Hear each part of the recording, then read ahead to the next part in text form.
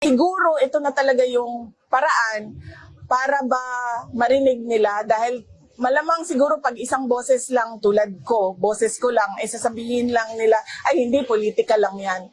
Pero pag ang mamamayan na yung nagsabi sa gobyerno, mga mamamayan na wala sa pwesto, ang magsabi sa gobyerno na mali ang ginagawa ninyo at wala kayong ginagawa sa problema, sana makinig sila.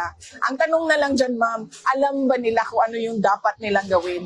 Babalik na naman tayo doon sa kapasidad ng kanilang pag-iisip. Babalik na naman tayo doon sa sagutin nyo muna yung public hair follicle drug test para malaman talaga natin kung nasa tamang pag-iisip sila. Diba? So, pwede, simulan natin. Magsabi ang taong bayan. Hindi namin nagugustuhan ang mga ginagawa ng gobyerno. Tingnan natin, pag hindi pa maayos yung sagot dyan, meron na talagang dapat siyang gawin. Sagutin niya yung drug allegations sa kanya.